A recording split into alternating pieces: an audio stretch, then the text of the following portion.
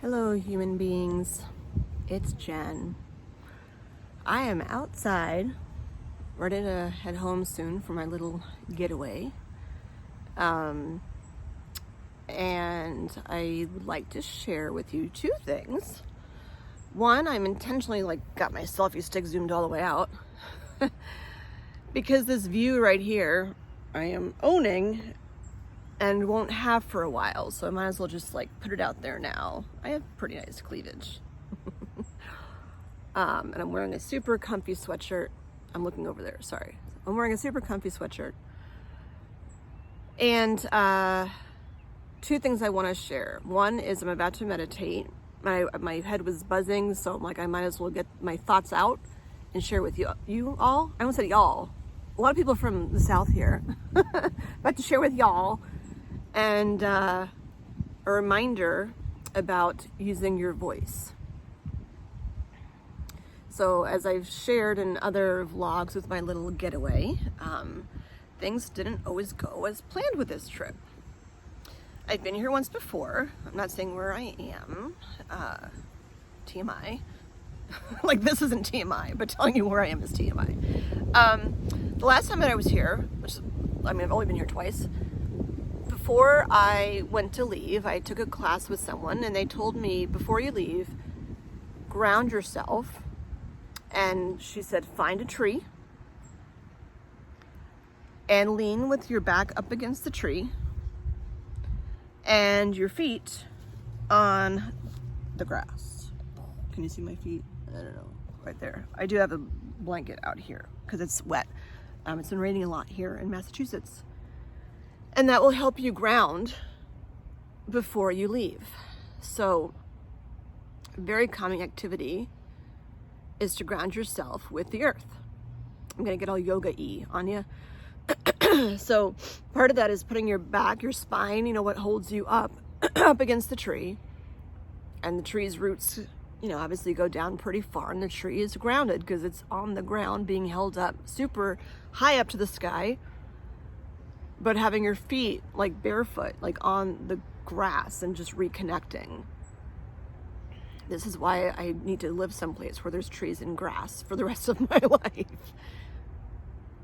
I've really connected with nature since I've been here. Not just the scenery of trees and grass, but I've talked about the thunderstorms and the red hawk I saw yesterday. I think I shared that yesterday. There was a red hawk that was circling right around here when I was all worked up yesterday, and then I did a Qigong and Tai Chi practice. The Qigong was very interesting. That's kind of up my alley. And the hawk was just squealing in circles and circles, and when I started doing the Tai Chi part, which I just can't get into Tai Chi, I've tried now 3 or 4 times, the hawk was still there on the other side, where I could see, but it wasn't making noise, kind of just observing what was going on. And when they ask you what superpower, if you could have a superpower, what superpower would you have? And mine would absolutely be flight. I used to have this recurring dream where I'd run and not even flap my arms hard, but then I'd start flying. And I'm like, how cool would that be? To just have the ability to run and then fly. So I feel I connect with birds that way. And ironically, I talk about the other birds that wake me up in the middle of the night, or in the morning actually, as the sun's coming up. But they're small birds, which I find more annoying because of the pitch of their chirping, which is ironic because that's kind of, not ironic, just interesting, because I talk about different voices and meditation and yoga and sleeping apps that work and don't work for me. And it's the same thing where the pitch of whatever those little birds are that are making noise by my, at my home, those annoy me. But the sound of the hawk, which is it's just a strong, one hawk, you can hear it before you even see it. And that's what I relate to most. The wingspan is so wide, I'm tall. That's what I relate to. Fly on your own and get shit done. That's the life of a hawk. I don't come down and grab my prey, but you get the gist of it. So one thing, and I'll loop back and leave you with this one after I finish the other part, is that I'm going to meditate after I finish with this, and then eat some lunch and head home. Take a walk, I think, too, because it's a really pretty day out today. But I encourage you to find what works for you. Nature, some people can't stand it, and that's fine. But find what works for you. That's something that's going to ground you, you know, your back, like support your back. Like this tree right now is going nowhere. So right now I feel super supported because it's not going anywhere. It has my back. Ha ha ha. And my feet just like finish that connection, you know, from my head down to my literally toes. On grass, and this grass happens to be wet, and I'm grateful. I know I've been missing the gratefulness the past couple of vlogs, but I'm grateful that the woman that taught me how to do Qigong let me borrow the bolster I'm sitting on and this blanket thing so I can come here and have a dry place to sit while I meditate. So I encourage you to do that. Find a way to find an object that's going to support you, you know, even if you're living in a city or something. You know, be random and, I don't know, find a street sign. They're not going anywhere either as long as it's firmly planted. You know, put your back up against a street sign and feet on the sidewalk and do your thing. You know, I think of Manhattan because I'm from New York originally. And I'm like, people might think that you look a little bit weird if you did that in like suburbia. But if you lived in suburbia, you'd have, you know, trees and grass usually, depending on the climate. But like in the city, would anyone really look at you funny if you sat there with your feet barefoot on the sidewalk and your back up against like a street sign or, you know, some other sort of pole? No, because I mean, in Manhattan, there are a lot of kooky people and you're allowed to be like totally unique, and it's actually encouraged. So you can find it however or wherever you are. Okay, so that's that. The other part I want to really focus on with you is to use your voice. And I mean, clearly I'm doing that now, but it's different because I'm not seeing you on the other side. Maybe someday I'll have like a live audience to share stuff with.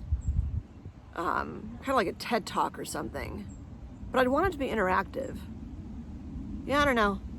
If there's a company that does that, let me know. That would just be a cool thing. Like the biggest talk show ever, you know, not like I don't want a laugh track or like artificial clapping. It's like if you think I suck, don't clap. I'm coming up with all sorts of job ideas for me, you know, when I grow up. Anyway, using your voice. When I was in high school, I was pretty quiet. I didn't really come out of my shell until, I don't know, junior, maybe senior year. And then when I did it, it's like, oh, you know, look what I found. Look who I found. You know, I found Jen. And she's fun. She's the fun friend. But there was still, you know, you go to college. I went to college and I did very well in college. Got my bachelor's and then my master's, and kind of went back down into old quiet Jen, which the wind is telling me to shut her up because that's not who she is anymore. You hear that? I hope you hear that. Just because it's like, I feel like nature's talking to me. Jen, keep sharing. Anyway, yeah, and I went back into my shell a lot, which the wind is like, you know, no, you shouldn't have done that. I'm like, I know that now. I didn't know that then. Went back into my shell and was trying to conform to something that I thought was the right way of being, but was totally not being authentic to myself at all. I don't think I even really knew who I was. And over the past few years, about the past 10 years, when I turned 40, and you have that, I like to call it a midlife awakening instead of a midlife crisis. Yeah, I had that kind of, you know, who's Jen and what's going on and why have I let stuff put me back in a box, you know, like baby doesn't, what is it? Baby doesn't belong in the corner or something, and Jen doesn't belong in a box. So, I did a lot of soul searching, a lot of sowing my wild oats, whatever, as I, you know, became unexpectedly single, and I've come a long way. And found my voice again. And I kept saying, like, I want to go back to what I was like when I was like 19. You know, that was like the good old times. You know, you have a car. I mean, it's not even like when I was 21. I felt like I became a little more stifled at that point, because I had this is what I want to do. This is what you're supposed to do when you grow up. Like, you're supposed to go away to school, to college. I didn't go away until grad school. You know, you're supposed to do this. You know, you're supposed to, you know, get a college degree, and you're supposed to, you know, get married by the time you're X old, and then you're supposed to have kids before you turn this age. And, you know, as a teacher, I'm like, I'm supposed to get tenure by the time I'm this age, and all that seemed to work in a nice little, you know, pile of quasi-perfection. And then all the supposed to's were like, wait, that's not supposed to happen. And that's not supposed to happen. And I think that's where I started losing my voice, just didn't know. And wanted to go back to that 19-year-old Jen who was like empowered and felt sexy and like, don't mess with me, and like, you know, I'm fun and blah, blah, blah. And then just over the past, maybe even since the pandemic started, like maybe a year and a half ago or so, like, yes, there was parts of the old Jen, but the old Jen wasn't as empowered as I am now. So it's like, I want to be the old Jen with the age that I am now and the wisdom I have now. And a lot of that came with my voice. So, I mean, my journey with getting some sort of voice back was when a friend of mine approached me to anchor the news. And I was like in the middle of my divorce, and I'm like, your timing is awful. But the timing was actually perfect. And that's like, you know, snowballed, in a good way snowballed, to me starting my own show and doing, you know, personal development stuff. Even having the bravery that other people use that word bravery. I don't consider this brave. I just, you know, I'm just sharing with all of you, of being able to share myself with you, and not be afraid. I mean, I do have filters. I'm not, there's certain things I'm not sharing with you. Like when I go to the bathroom, I don't break out my selfie stick. There's boundaries. But my voice.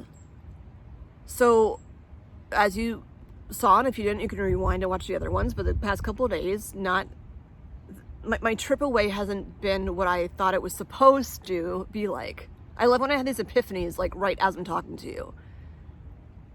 I picked this place to come because I'm like, this is how it was last time. This is how it's supposed to be. This is what I want to get out of it. And life doesn't work that way. You know, we're still in a pandemic. I'm like a billion feet away from people, and nobody can hear me. There's nobody here. But there's a lot of stuff that happened with this trip that was not how it's supposed to happen, and not what I expected to happen. Expectations bad, gratitude good. So internally, I wanted to turn that around for myself, so I didn't leave here with any negative thoughts at all. And I'm still working on that. And part of that is my meditating before I leave. Oh my gosh. Do you see that? I hope I just captured that. Holy crow. Not crow. Whoa.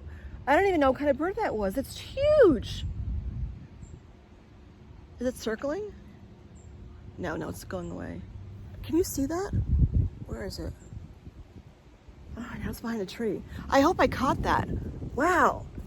Talk about connecting with nature. That's the biggest bird I think I've ever seen. I think it's a heron. Anyway, perfect segue. Because part of it, even like at my age now, I'm 49, there are times when there's questions in my head and I don't say them out loud. Like, I don't know if that's a heron. And I'm not afraid now to go up to someone and say, excuse me, is that a heron? Or what does a heron look like? You know, I grew up in a household where English was not the first language. My parents are both immigrants, and my vocabulary is not super stellar. When I was younger, I would be afraid to ask what words meant because it was just assumed that you would know what those words are. So especially with my personal development work, the first seminar I actually ever went to, there were words that they used, and I'm like, I don't know what that means. Like, I know what it means by idea, but I really don't know, like, definition, textbook, what does it actually mean? And they actually had you get a dictionary. And I could use my phone, but where we were, it was, like, hard to get reception all the time.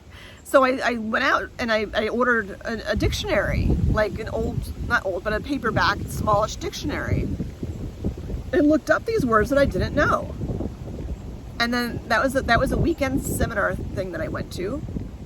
Well, it's a landmark forum. I don't know what I'm calling a seminar. It's a landmark forum because that has had a tremendous impact on my life. The landmark forum is a Friday, Saturday, Sunday, and then a Wednesday night. Tuesday night? Wednesday night. Whichever. It's at night. But it wasn't until Sunday, like right before we were finishing up, where I said to the person sitting next to me, I'm like, so what does that word mean? And meanwhile, they'd been saying it a billion times the entire weekend, like for hours. But I felt like an idiot saying that. And that work has been super, super life-changing. I mean, that idea, or that work is what led to the idea of my show. That's where I guess I can say that I was discovered by someone else who was like, you know, you have something to share and you should share it. And if he's watching, you know, he knows who he is. He just retired recently. But he empowered me in a very subtle way, met with me one-on-one. It was like, you know, what are your hopes and dreams? And what are you thinking that you want to do or be? And it was such a switch of like, okay, take out all considerations. You know, what do I want stuff to look like? And that just totally changed the course. And then I wanted to give up on it a couple of times and did more work with Landmark. And then there's another important VIP of Landmark who said to me, like, don't give up. That's actually a great example because there was somebody who was training and I wasn't feeling the vibe. And people were talking about this person and not in a complimentary way. And I don't like that. I don't like talking behind people's backs at all. It's awful. Just awful. So I said something to him because I'm like, I don't want that to be in people's spaces. Like, just speak up and say something. And out of the 100 and whatever people that were in that room, the leader said, like, all of you have been murmuring about X, Y, and Z, but only one person had the ball. He didn't say balls, but had the balls to say something and speak up. And I'm like, it was me. People didn't know it was me. And I wasn't doing it for some, like, achievement. I just didn't want anyone else to, you know, I don't like that. I don't like the talking behind it. If you don't like something, say it. And that's the whole point of what I'm trying to get at. You know, there were things that happened here, and I checked out, of the room, and I wanted to take a look at my bill to make sure it was accurate, because they did give me a free night because of issues, unexpected issues. And I wanted to make sure it actually was reflected on there, which it was. So I'm grateful that they did that for me to, you know, turn my experience around and like give them another chance. But I wasn't going to go home and be cranky. And there were other little things that popped up, and I'm not going to get into them. But when I checked out just before, I sat down and I said, you know, I'm letting you know this for two reasons. One, I'd like you to be aware because other people are saying things about this place, and I don't like it because that's not what I think of when I think of this place. And I don't want them to, they're not going to lose business, but I don't want them to have a negative connotation in any way because they used to be great. And right now, it's like almost like they're in flux. I'm thirsty. It's almost like they're in flux, and I need to tell them like what things they need to work on that weren't working for me. One sec.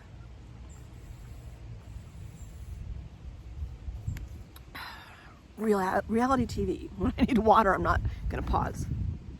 So I sat with her and I went through all those things, and it was truly out of information. I'm like, I've been in managerial positions many times before, and these things like shouldn't be okay. And it wasn't just about guests. I said, you know, one of the employees was kind of treated in a not great way by their trainer, and I didn't like it. No one should be treated that way, even if you're 18 or whatever. So I brought up all of that, and they were appreciative, or she was appreciative to hear what I had to say. So your voice does matter, you know. I'm not Mrs. Moneybags, but I don't like the line between like the haves and have-nots. I think everyone should be treated with respect. And I was here, and the first day, and I don't know if I shared this with you already or not, but I had asked for, when I first got here, like, it wasn't a super long drive to get here. It's super close, actually. But when I got here, I went to have lunch outside. It was nice out, like it is now. And I heard someone at the table next to me say that she wanted a cappuccino. And I'm like, okay, I'm on vacation. I like a cappuccino too. So I asked. And she said, the waitress said, yeah, we don't have cappuccino. And I'm like, I just heard you tell her that you're going to get her cappuccino. And she's like, well, that's because she's so-and-so. I'm like, seriously? I would say, do you know who I am? Like, I'm important. I'm important in town. But I'm like, that's a really elitist thing to say. And I don't like that. And I didn't say anything about it other than muttering under my breath. And now, with the experience of being here and being open, like right in front of me is where I'm gonna go eat lunch after I meditate here. And my nose is itchy, but like I hate touching my face during COVID.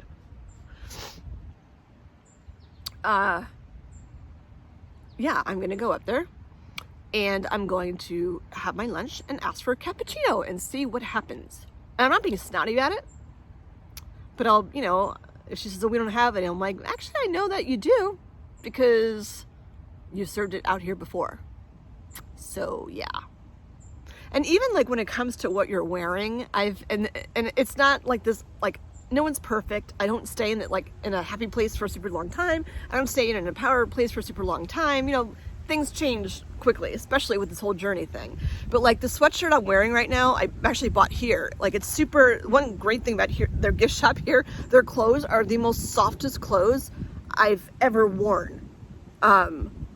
They're a little pricey, but like I don't mind spending more on clothes that I know will last, and if they're like comfy cozy, you know, I have like even the pants I'm wearing, I got the last time that I was here just because it was colder than I thought and I needed sweatpants, and they were like stupid overpriced, but they're like super comfy, and I feel like comfy cozy.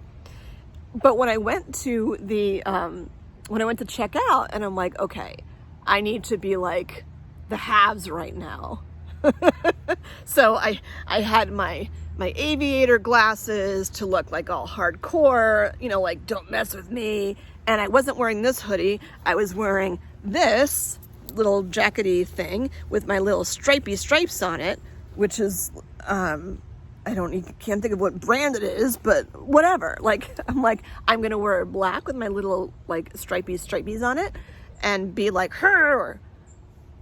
But what I'm learning from my pink selfie stick and my pink flowers and all the pink that seems to be surrounding me is to be soft while you're saying things. You don't need to be nasty, and you need to speak up.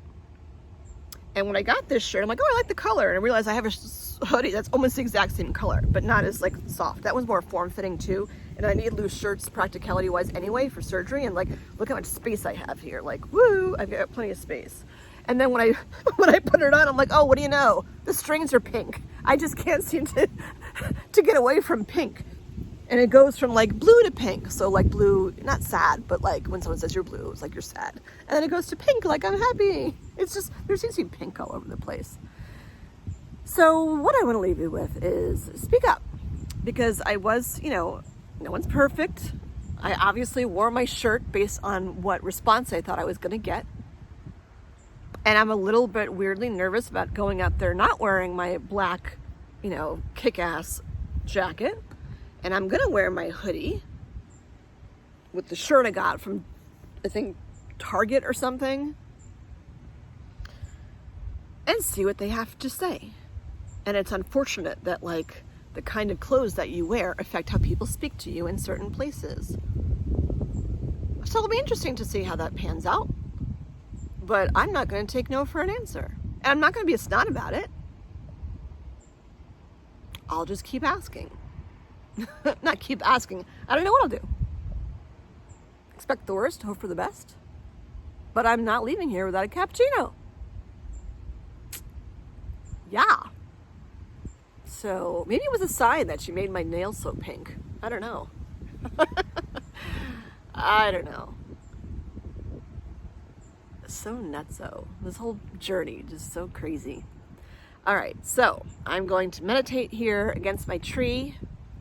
So make sure you take some time out for yourself. A meditation does not need to be an hour. 4 minutes, truly, 4 minutes a day. And I didn't meditate yesterday. Or did I? Maybe Qigong is considered meditation. I don't really know. But whatever. No one's perfect. I'm going to do it now. And then go up and have some lunch. And ask for my cappuccino. And if for some reason some stink, I can find a cappuccino someplace else. But I know that they have cappuccino. And I'm not leaving here till I get my cappuccino. With an oat milk froth to be super special. And the oat milk thing is because of my kidney stone, of why I don't, I switched to not drinking almond milk. Because almond milk might not, but almonds, you're not supposed to have almonds because of kidney stones. So I switched to oat milk. And I'm like, do you have oat milk? Do you have any Grey Poupon? Anywho, so go out there, group with yourself, find nature, find something stable, and know that this tree has my back and the ground has my feet. And yeah, enjoy the view, because in a week and whatever it is, 2 days, is my surgery. And yeah, let the adventure begin. It's like going on a vacation. I'm actually kind of curious what it's all gonna be like. These need to go. This is not, ugh. That was a funny noise. Okay, and then the second part, speak up. Don't be afraid to ask a question.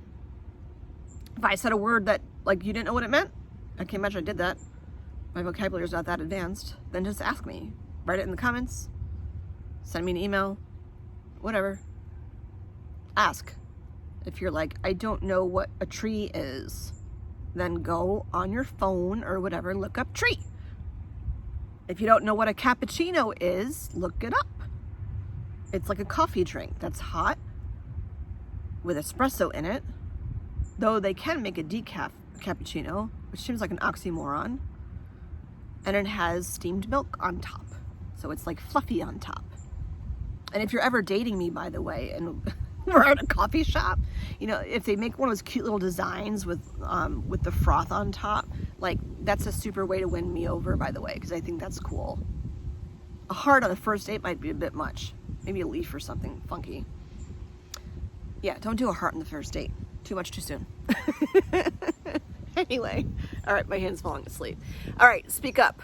Ask questions. If you don't know what froth is, look it up. Whatever. Or ask me, or ask whoever. But don't be afraid to ask. Don't be afraid to speak up. See you people tomorrow.